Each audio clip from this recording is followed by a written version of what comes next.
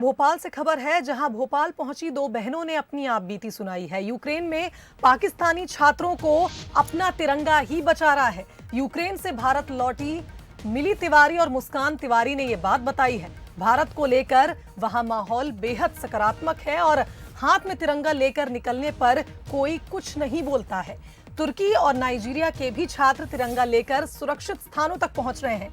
एक बड़ी बात इसे कहेंगे कि भारत की छवि उस जगह पर भी इतनी सकारात्मक है जहां महायुद्ध छिड़ा हुआ है। और ऐसे में दोनों बहनों ने यह आप बीती सुनाई है। उनका कहना है कि हाथ में तिरंगा लेकर निकलने पर कोई कुछ नहीं बोलता है।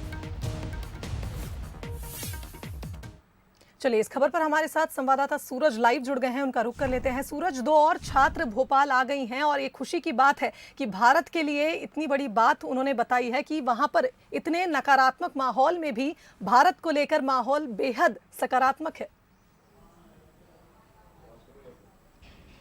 बिल्कुल शिवांगी, भारत का जो तिरंगा है अमन, शांति, साहस और शौर्य का प्रतीक है। शायद यही वजह है कि जिस क्षेत्र में युद्ध हो रहा है वहां पर भी यदि कोई छात्र छात्राएं तिरंगा लेकर पहुंचते हैं तो उन्हें सकुशल छोड़ा जाता है, उनका सम्मान किया जाता है। और ये मिली और मुस्कान जब भारत लौटी हैं तो एक अद्भुत नज़ारा है कि जो उनके रिश्तेदार हैं, परिजन तो हालांकि सुबह से ही उनके साथ हैं, लेकिन लगातार रिश्तेदार भी आते जा रहे हैं, उनको बधाई दे रहे हैं। और एक जो खुशी का भाव होता है, एक जो सुकून का भाव होता है उनके चेहरे पर होता है। हम उनसे बात भी करेंगे।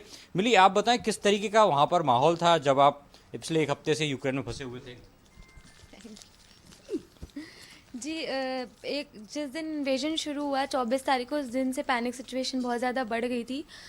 तो एसेंशियल चीज़ें हम इकट्ठा करने में लग गए थे, क्योंकि जब तक फ़्लाइट का कुछ कंफर्म नहीं था, मिशन गंगा कंफर्म नहीं था, तो हमें श्योरिटी नहीं थी कि हम इंडिया जाएंगे या नहीं। तो हम कोशिश कर रहे थे कि हम यहाँ सर्वाइव कैसे करेंगे। अच्छा, आप लोग के साथ और कौन कौन लोग थे? खाने पीने की चीज़ें कितनी थी आपके पास? जी, हम दोनों जो है बहनें साथ में अपार्टमेंट में रहते थे। तो जिस दिन हमें पता चला कि फायरिंग स्टार्ट वगैरह हो गई है तो उसी दिन काफ़ी भीड़ हो गई थी। सुपरमार्केट्स वगैरह पे सामान ख़त्म हो रहा था, एटीएम में लंबी लाइनें लगी थी और कैश विड्रॉल की लिमिट लगा दी गई थी वहाँ की गवर्नमेंट के थ्रू। तो वहाँ पे जो सामान हमें 30 रुपये में वहाँ की करेंसी में मिलता था वो 90 रुपये में मिल रहा था। 3 गुना वहाँ के दाम बढ़ा दिए गए थे। और हम इसलिए स्टोर कर रहे थे कि पता नहीं है यहाँ कर्फ्यू लगेगा, क्या होगा, कितने दिन हमें घर के अंदर ही स्टे करना है। तो हमने खाने पीने का सामान ला के स्टोर कर लिया था। एक और चीज़, हमने एक फ़ोटो देखा था आप लोग के पासपोर्ट के पीछे एक तिरंगा था जो कि आपके पास शायद होगा भी। तो किस तरीके से आप वो तिरंगे को और अपने पासपोर्ट को, यानी अपनी आइडेंटिटी और अपने देश का जो गौरव है उसको दिखाते हुए आप जो हमने हमारे पास फोटो कॉपीज थे प्रिंटेड पासपोर्ट और पोस्टविथ का, जो हमें वहाँ की गवर्नमेंट ने टेम्पररी एक डॉक्यूमेंट दिया था, क्योंकि हम वहाँ के स्टूडेंट हैं 6 साल के लिए। तो हमने उस डॉक्यूमेंट और पासपोर्ट को यूज़ करते हुए अपनी आइडेंटिटी पीछे और सामने तिरंगा लगाया। और जहाँ भी हम ट्रैवल कर रहे थे, जिस भी व्हीकल से ट्रैवल कर रहे थे, उस व्हीकल पर हर जगह हम तिरंगा लगा रहे थे। हम अपने लगेज पर तिरंगा लगा रहे थे। इससे हमें एक ईज़ मिल रहा था बॉर्डर पर, हमें हेल्प मिल रही थी तिरंगा देखकर कि हम इंडियन हैं। तो हमें क्योंकि बॉर्डर पर दोनों जगह की यूक्रेन और रशिया आर्मी दोनों प्रेजेंट थी, तो ये दूर से देखकर वो हमला करना भी चाहते थे तो नहीं करते थे। अच्छा, आपके साथ और कौन कौन कंट्रीज के छात्र थे? तो शायद कहीं ना कहीं वो भारत के तिरंगे के साथ वो भी सुरक्षित बॉर्डर तक पहुंचे हों। जी, हमारे साथ बॉर्डर पर प्रेजेंट थे नाइजीरियंस थे, पाकिस्तानी थे, तुर्किश लोग थे। उनको काफ़ी रेसिज्म झेलना कुछ पड़ रहा था वहाँ पर, तो उन्होंने भी भारत का तिरंगा यूज़ करा। पाकिस्तानी कई में हमारे ऐसे लोग थे जो हमारे साथ थे, जिन्होंने तिरंगा हाथ में लेकर बॉर्डर क्रॉस किया। वैसे तो देखा जाता है भारत और पाकिस्तान के बीच अनबन रहती है, लेकिन जब आप लोग एक साथ बस में थे और कहीं कहीं भारत के तिरंगे ने उनको भी सिक्योर किया, तो उनको भी एक एहसास होगा कि भारत की ताकत क्या है, किस तरीके के बारे में भारत के विचार दूसरे देशों के लोगों के अंदर हैं। जी, और सबसे बड़ी बात, उस समय ये नहीं देखा जाता कि आप कौन सी कंट्री के, उस समय ह्यूमैनिटी था कि सबकी जान बचनी चाहिए। तो वो तिरंगा यदि जान बचा रहा था तो ज़रूर वो मतलब यूज़ करना मुझे काफ़ी अच्छा लगा उनका ये डिसीजन, कि उन्होंने ये नहीं सोचा उस वक्त, क्योंकि जान है तो जहान है। तो उन्होंने भी थैंक्स बोला होगा कि चलो आपके सपोर्ट के जरिए हम भी बॉर्डर तक पहुंचे। बिल्कुल बिल्कुल, उन्होंने भी थैंक्स बोला और उन्होंने काफ़ी अप्रिशिएट किया। और हमारे साथ वो पढ़ते हैं, काफ़ी बच्चे जो बाहर के वो हमारे साथ पढ़ते हैं, तो कभी ऐसा कोई भेदभाव उन्होंने पहले भी कभी नहीं किया। काफ़ी तो सपोर्ट कह सकते हैं कि जो 125 करोड़ की जनता है, 100 करोड़ से ज़्यादा पब्लिक है, एक तिरंगा हमारी आन बान शान है।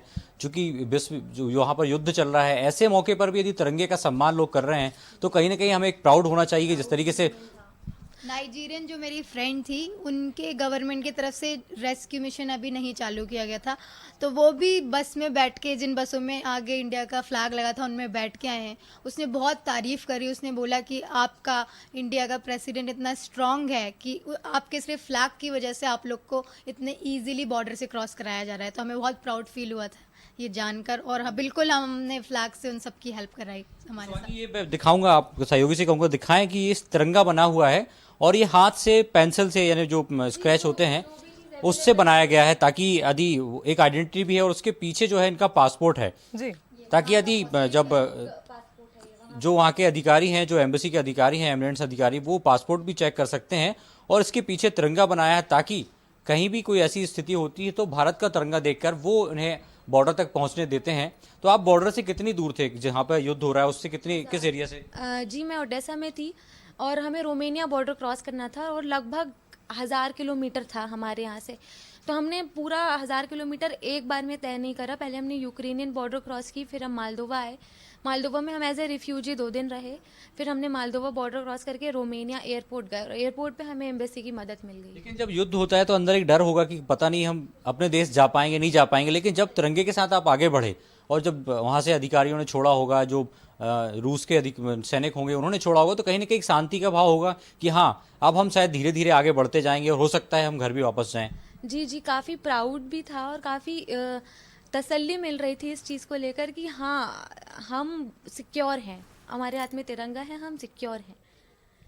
शिवांगी, सुना आपने किस तरीके से एक तरफ युद्ध चल रहा है, बमबारी हो रही है, लेकिन जब यदि आप भारत का तिरंगा लेकर वहां निकल रहे हैं तो कहीं ना कहीं उनमें भी एक मानवीयता दिखाई देती है कि ये भारत के लोग हैं, इन्हें छूना भी नहीं है। शायद यही वजह है कि जहां पर युद्ध चल रहा है उससे 1000 किलोमीटर दूर बॉर्डर पार कर आज वो हिंदुस्तान पहुंची हैं, अपने परिवार के पास पहुंची हैं। तो सिर्फ ये 3 रंग का तिरंगा, इस तिरंगे की ताकत की वजह से ही इनके साथ बिल्कुल ही सूरज, दूसरे गर्व कंट्री की चाहे बात है नाइजीरिया- कि हमारा तिरंगा सुरक्षा कवच बना, ना सिर्फ हमारे भारतीय छात्रों के लिए भी बल्कि उन छात्रों के लिए भी जो भले भारतीय नहीं है लेकिन जान बचाकर यूक्रेन से भागना चाह रहे हैं। और ये गर्व की बात है हम सभी के लिए कि हमारा तिरंगा सुरक्षा की गारंटी बना हुआ है उस माहौल में जिस माहौल की तस्वीरें देखकर सभी डर रहे हैं।